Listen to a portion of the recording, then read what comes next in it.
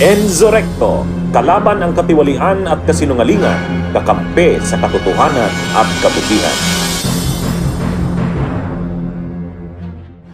Paano kung matuloy? Paano kung matuloy yung hindi pala paano, kasi sigurado namang matutuloy sa April 14. Ang makakapigil lang sa hearing sa April 14 ay kapag naglabas ng TRO ang Korte Suprema. Yun yung makakapigil sa April 14. Ha? Kapag naglabas ang Korte Suprema ng TRO, Temporary Restraining Order, hindi pwedeng magpatuloy ang Justice Committee. Kasi Korte Suprema yan eh. Kaya lang, ako sa tingin ko, hindi maglalabas ng TRO ang Korte Suprema. Bakit hindi maglalabas? Ang paglalabas kasi ng TRO, extreme cases lang yung ginagawa ng Korte Suprema. Imaginin mo, co-equal branch mo ang Kongreso. Mayroon tayong separations of power. Executive, legislative, judiciary. Tapos ang Kongreso, legislative yan. Ang Korte Suprema, judicial. Pipigilan ng isang co-equal branch ang another co-equal branch? Gagawin mo lang yan kung napakalala ng problema. Napaka-grave ba ng abuso? Grave abuse. Napaka-grave ba ng abuso na ginagawa ng co-equal branch mo para pigilan mo yan? Ganun eh. Ang ibig sabihin ng grave abuse ay ang ibig sabihin ng TRO. Maglalabas ang Korte Suprema ng temporary restraining order para pigilan ang Justice Committee na huwag niyong gawin yan. Mali ang ginagawa niyo. Itigil niyo yan. Abuso na yan. Ganun ang ibig sabihin yan. Pag ginawa yan ng Korte Suprema, grabe. Kakapantay kita na branch ng government tapos ipapatigil mo kami. Saka nakalagay sa Constitution eh. Ang exclusive power to initiate impeachment nasa Kamara. Exclusive power yan ha. Makikialam lang ang Korte Suprema kung may grave abuse of discretion. Sa tingin nyo ba may grave abuse of discretion ang Korte Suprema? Ay ang Kamara? Kahit may mali na ginagawa ang Justice Committee, medyo may mga maling gawa. Yan ba ay grave na? Grabe na ba? Na kailangan ng ipatigil sila? Diba? Doon pa lang, kapag ginawa yan ng Korte Suprema, magkikreate ng constitutional crisis yan. Mga kabunyog, magkikreate ng constitutional crisis yan. Kasi ipapatigil ng Korte Suprema yung ginagawa ng Justice Committee. Medyo, yan, wala man lang hearing, wala man lang papatigil ng Korte Suprema yung ginagawa ng Justice Committee, co-equal branch. Medyo mahirap yan. Kaya, ito mga kabunyog, mga kababayan, grave abuse of discretion. Sabihin pa nating may abuse of discretion ang Justice Committee, assuming hindi pa rin papasa kasi kailangan grave abuse of discretion. Grave, grabe. Grabe ba ang abuso? Saka, pangalawa, ang issue lang naman ay ganito. Pwede bang isumpina ng Justice Committee ang mga bank records ni Sara? Pwede bang isumpina ng Justice Committee ang mga salin ni Sara? Di ba? Yun ang issue.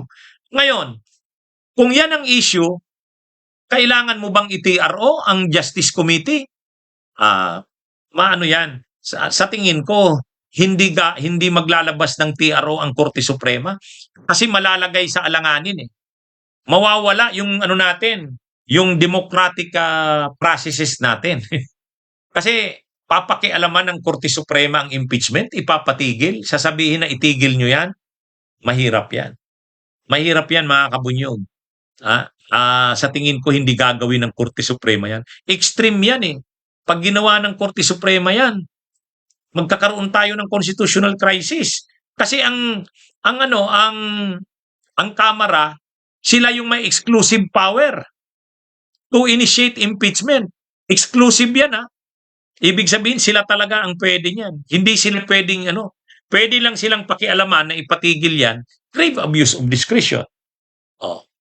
Kung ngayon, pag natuloy ang hearing sa April 14, hearing proper na ito. Ang daming mga sinubpina Ang daming mga sinubpina. Sinugpi na si Madriaga, sinugpi na si Puwa. Si Puwa, sinugpi na. Sinugpi na sila, sino pa bang mga sinugpi na? Yung sa Kuwa, sinugpi na. So, tapos yung mga dokumento, maraming sinugpi na ng mga dokumento. Ang tawag doon, subpina ducis tecum. Yung mga sa SALN, sinugpi na ang ombudsman. Yung mga bank records. Ang bank records yata, hindi pa, no? Yung mga sa SEC, yung mga records ng, yung, ni Mans Carpio. Kasama sa sinugpi na yun, sa SEC. Tapos yung sa COA, sinugpi na rin. Kaya, itong hearing sa April 14, makakakita talaga tayo ng pagsisimula na ng mga ebidensya, mga testigo. Ngayon, hearing proper na ba ito? Ay ibig sabihin trial na ba ito? Hindi. Kasi lang ito, ipipresent lang, parang kung sa bill hearing ito, mabilisan lang, ipipresent lang yung mga ebidensya at testigo, hindi pa naman talaga. Kaya nga walang cross-examination eh. Kasi ang cross-examination doon sa Senate. Dito, ipapakita lang, ano ba yung mga testigo? Ano ba yung mga ebidensya? O sino ba mga testigo? Ano ba yung mga ebidensya? Ipapakita lang. Parang lang, summary hearing lang ito. Hindi naman ito full-blown trial. Kasi ang full-blown trial, doon sa yan. Doon yan sa Senate. Pero, hindi mo naman pwedeng pagbawalan ang kamera sa ganyan. Bakit? Within yan sa power nila ang mag-conduct ng hearing, ang mag-conduct ng subpoena, o ang maglabas ng mga subpoena, within yan sa powers. Ang gusto kasi ng kampo ni Duterte, dapat daw wag nang mag-hearing, dapat daw wag nang mag-present ng mga evidence kasi sa Senate na yan. Dapat daw wag mag-subpoena. Paano nila, sino sila para magsabi niyan? Ang may exclusive rin na right na magbalangkas ng rule sa impeachment ang Kamara rin. Ano yan mga kabunyog, mga kababayan? Ang may power, authority na magbalangkas ng rules sa impeachment ay ang House. Nakalagay din yan sa Constitution. Section 3. Article 11, Section 3, Paragraph 8. Ayan. Hinahamon ko sila, Argo. Yung mga DDS dito. Article 11, Section 3, Paragraph 8. Argo, basahin mo na. Anong sinasabi sa Article 11 ng 1987 Constitution? Section 3, Paragraph 8. Argo, hinahamon ko kayo. Anong nakalagay? Anong nakalagay? Article 11, Section 3, Paragraph 8. Sige na. Yung mga DDS dito, tingnan nyo na. Wala? Hindi nyo makita? Anong nakalagay sa Article 11? Ang Article 11 is accountability of public officers. Article 11. Yan yung article ng Constitution regarding impeachment. Section 3, yung power ng yung power ng Congress sa impeachment. Section 3. Ngayon, ano ang paragraph 8? Anong nakalagay sa paragraph 8? Ang may exclusive power na gumawa ng rules tungkol sa impeachment ay ang Kamara. Alam mo pala eh. Yan ang problema sa inyo, Argo eh. Alam nyo pala, Article 11, Section 3, Paragraph 8, ang Congress ay may power na maggawa ng rules kung paano ang impeachment. So mayroon tayong tinatawag na rules of impeachment. Sinong gumawa ng rules ng impeachment? Kamara. May power ba silang gumawa nun? Yes! Nasa Constitution. Article 11, Section 3, Paragraph 8. Di ba? Di ba? Ano yan? Ayan yung mga kabunyog, mga kababayan. Anyway, so, ang mangyayari dito, mga kabunyog, hintayin natin yung hearing sa April 14. Yung excited na tayo doon. Sa ngayon, tapos na ang Semana Santa, April 5 na o ilang araw na lang. 9 days, magsisimula na tayo ng hearing. Okay? Pero yung hearing na yan, hindi yan trial. Hindi yan. Walang cross-examination dyan. Parang clarificatory hearing ang kapareho niyan. Kung sa fiscal, clarificatory hearing. Kaya nga ang pwedeng humingi ng clarificatory, ang clarificatory hearing, ang pwedeng hingi ng clarification, yung mga members lang ng Justice Committee. 'Di ba? Kaya nga nung hearing ng Justice Committee, gusto ni Congressman Rufus Rodriguez, yung mga abogado daw ni Sara dapat pwedeng mag-cross-examine. Hindi nga pwede kasi hindi pa naman to trial. Ano lang to? Hearing proper.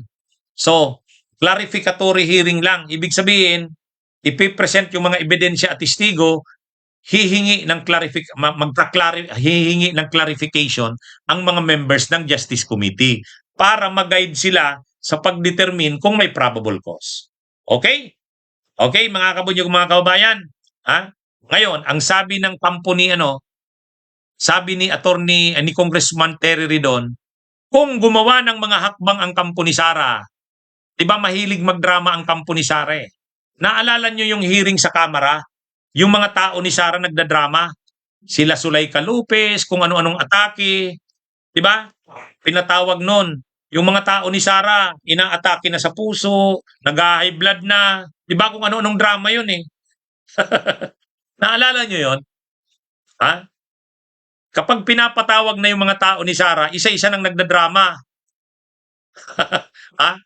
May mga high blood na, may mga dinadala na sa BMC, sa veterans, sabi ng nila Congressman Terry Ridon, handa sila. Kapag ganun ang ginawa ng mga tao ni Sara, handa na daw sila. So, mayroon naman daw diyan sa rules anong gagawin kung magdrama kapag yung mga witnesses na pinatawag ay magdrama, mayroong doon, mayroong nakalagay sa rules kung anong gagawin. Kapag hindi sinunod ang mga subpina, mayroon na rin sa rules yan. Kaya handa na daw ang Justice Committee. Okay? Handa sila kung anong gagawin. Okay? Mga kabunyog, mga kabayan, magandang araw sa inyong lahat. Bunyog, bunyog, halikan na kasama ka. Bunyog, kapag buklod ay may pag-asa. Luzon, Visayas, Mindanao, isa ang pananaw. Sa bagong Pilipinas ang bunyog isisigaw. Bunyog, bunyog.